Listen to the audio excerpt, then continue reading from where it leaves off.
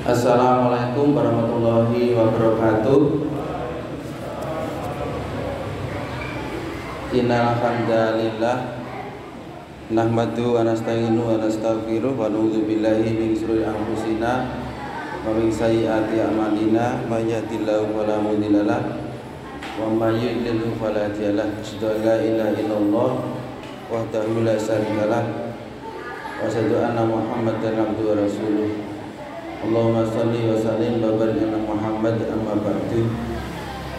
Yang hormati Bapak Takmir Masjid Al-Muhibbah, juga Bapak RW, Bapak RT, dan seluruh jamaah sekalian yang dirahmati Allah. Alhamdulillah, puji dan syukur kita panjatkan kehadirat Allah Ta'ala pada malam hari ini. Kita semua dalam keadaan sehat walafiat, tidak kurang suatu apapun, dapat melaksanakan ibadah sholat isya, dan insya Allah nanti kita lanjutkan dengan sholat tarawih berjamaah. Salat dan salam selalu tercurahkan kepada junjungan kita Nabi Agung Muhammad Sallallahu Alaihi Wasallam, kepada keluarga dan sahabatnya, dan mudah-mudahan kita semua besok di yaumul kiamah dapat mendapatkan syafaatnya. Amin amin ya rabbal alamin. Bapak Ibu semua yang berbahagia, yang dirahmati Allah, alhamdulillah pada malam ini saya diperkenankan untuk sowan silaturahmi, meskipun hanya by WA, tapi itu sudah cukup untuk kita berkomunikasi. Oleh karena itu ada beberapa yang perlu kami sampaikan berkaitan dengan keagamaan, juga kondisi Kabupaten Bangkalan pada hari ini. Bapak Ibu semua, kita hari ini masih dalam kondisi pandemi.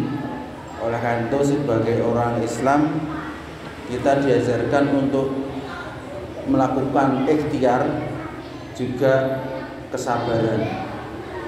Ikhtiar berarti kita harus selalu melakukan segala aktivitas sesuai dengan protokol kesehatan. Kami di Satgas Kabupaten Bangkalan mempunyai prinsip masyarakat harus sehat, tapi juga tidak boleh lapar.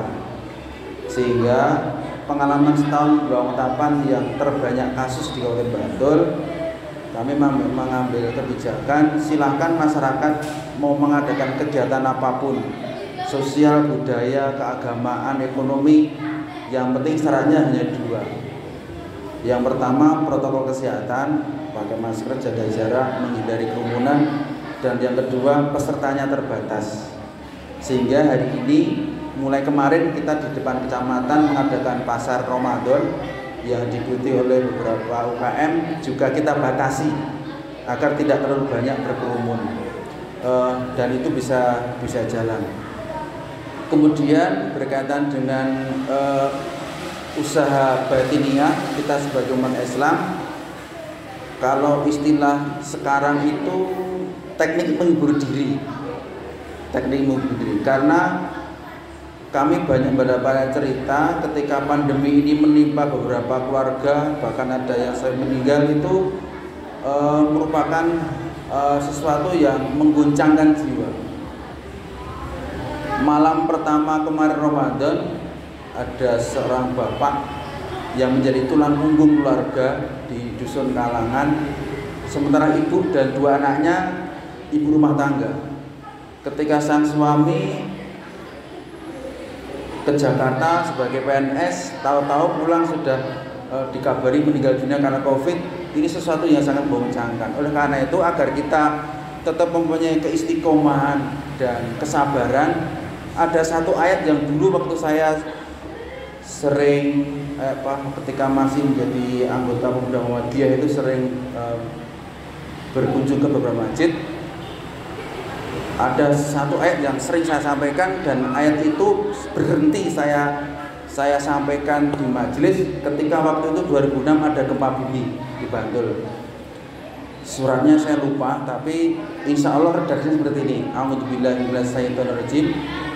Am hasibtum an tadkhulul jannata walamma ya'tikum mathalul ladzina min qablikum khalau min qablikum masathumul ba'sa wa darab bazulzilu hatta yaqula rasulullah waladina amanu ma'ahu mata nasrullah ala inna nasrallahi qarib.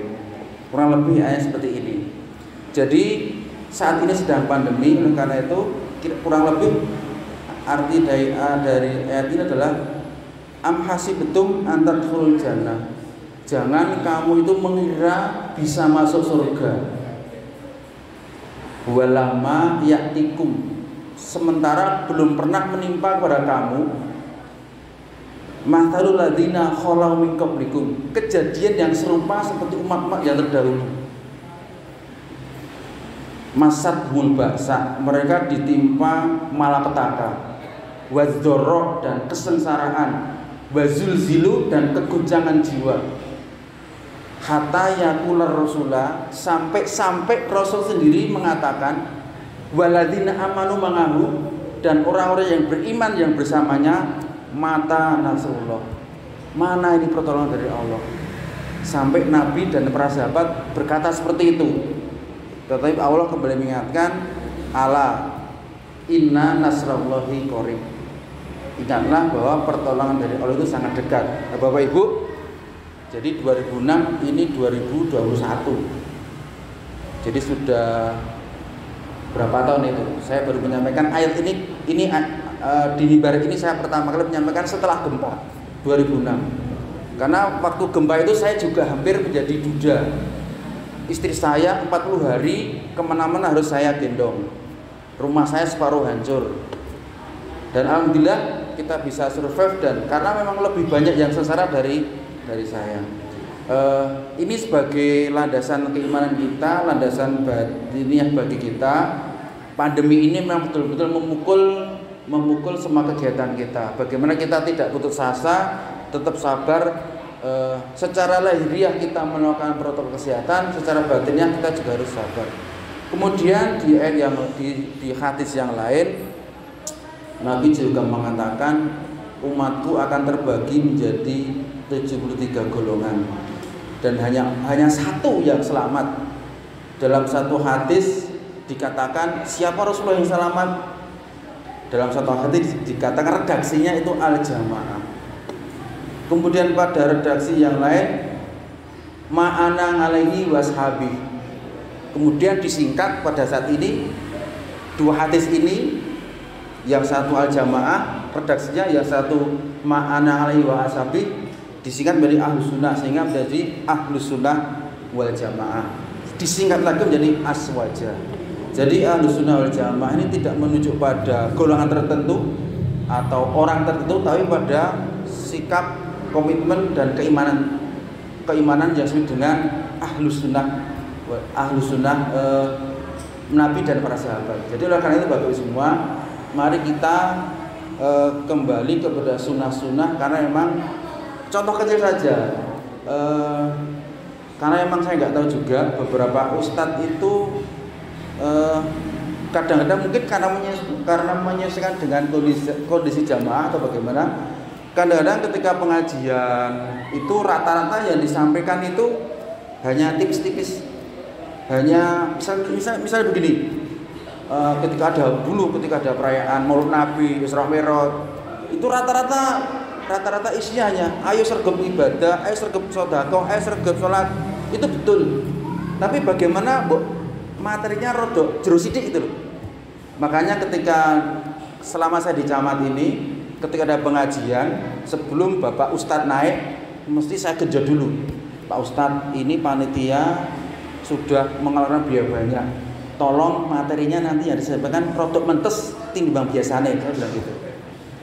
Jangan hanya kalau memang mengajak ayo sedekah, ayo sholat, ayo berjamaah, itu tidak perlu Ustadz yang pinter udah tahu semua. Tapi yang disampaikan yang rodok mentes sedikit.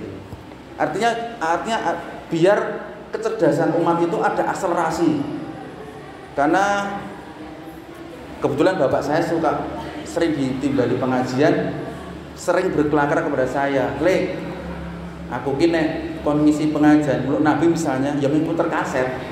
Neng kene ngisi iki, nengko neng kono puterne padha. Saya tuh pernah ngetes ya, betul-betul ada satu ustadz yang tak titeni betul. 3 tahun di masjid yang sama, setiap Ramadan itu materinya sama persis. Iki piye ya. Jadi oleh karena itu monggo mari, masjid kita sudah bagus sesuai dengan slogan Banguntapan Smart People, maka bagaimana kita juga menjadi Be Smart Muslim. Bagaimana kita, salah satu cara adalah bagaimana kita kembali ke sunnah. Tidak masalah mau kita itu mengaji lewat ustadz langsung atau lewat internet. Kalau saya tidak permasalahkan, internet, YouTube itu hanya sarana. Yang penting siapa yang berbicara di situ. Kalau di internet narasumbernya jelas, wah itu memang bahaya. Tapi kalau sumbernya sudah jelas lewat internet, why not? Gitu. Jadi memang media sekarang sangat memungkinkan untuk seperti itu. Salah satu yang saya nggak tahu di sini bagaimana, dan kebetulan hadis ini juga saya ngerti buat seko Pak Kiai, seko internet, dan belum lama itu loh ya, kira-kira baru sekitar 5-6 tahun yang lalu lah. Padahal saya itu sudah pernah di pondok, jadi saya itu di SD-nya SD Muhammadiyah, kemudian SMP-nya Madrasah Tsanawiyah. Dan sejak kelas 5 SD saya ikut pengajian malam Selasa di Pimpinan Pusat Muhammadiyah. Artinya saya mendapatkan hadis ini tidak di situ itu loh, tapi di internet. Kira-kira 5 atau 6 tahun yang lalu, yaitu doa kafaratul majlis. Doa kafaratul majlis. Ini hadisnya sahih, Jadi ini saja salah satu contoh bagaimana kita membiasakan mengikuti Nabi, nggak usah yang gede-gede lah. Ini dulu misalnya contoh, yaitu bahwa dari Aisyah itu mengatakan bahwa setiap Nabi itu di majelis, entah itu sholat, entah itu baca Quran, entah itu berbincang-bincang dengan sahabat, taklim misalnya, itu beliau mesti mengakhiri dengan doa kafaratul majelis. Subhanakallahumma wa bihamdika asyhadu alla ilaha illa anta astaghfiruka wa atubu ilaik. Jadi fadilah dari kalimat ini, ketika dalam majelis itu kita mengucapkan yang baik, itu pasti menjadi pahala. Tapi ketika di majelis itu kita mengucapkan atau bersikap yang tidak baik, kalimat ini menjadi penghapus dosa perbuatan kita yang tidak baik itu. Ini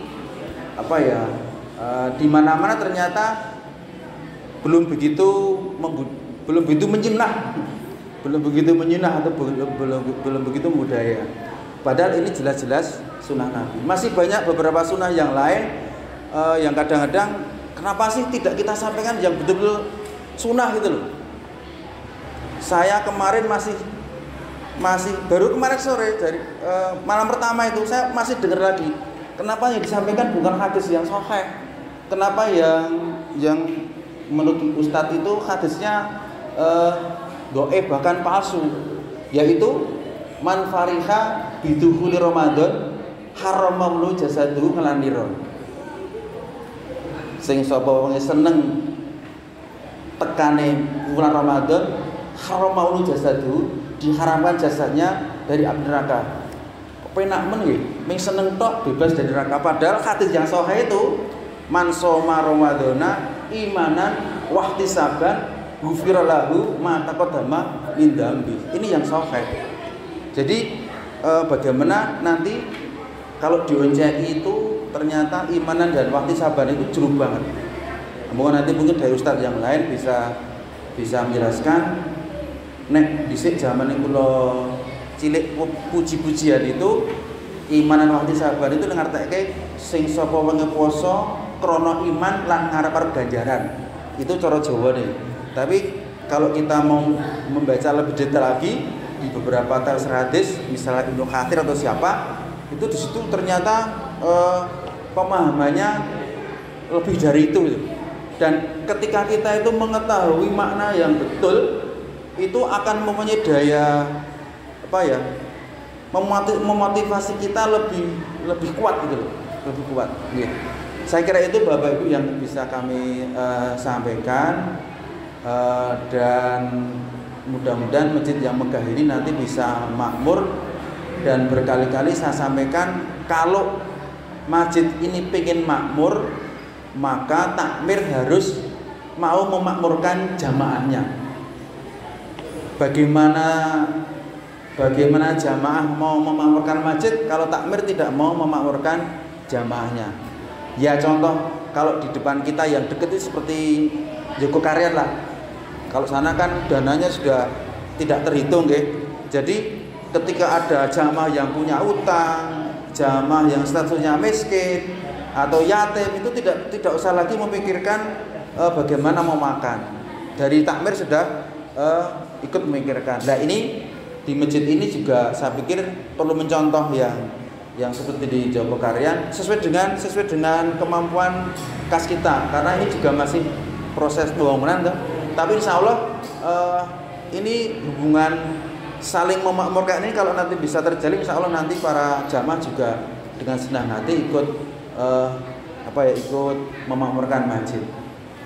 Itu yang bisa kami sampaikan. Mudah-mudahan kita selalu diberikan kekuatan iman, kemudian selalu diberikan petunjuk dari Allah Ta'ala, sehingga kita bisa menjalankan semua ibadah, semua aktivitas selama kita hidup sesuai dengan sunnah-sunnah Nabi Agung Muhammad SAW.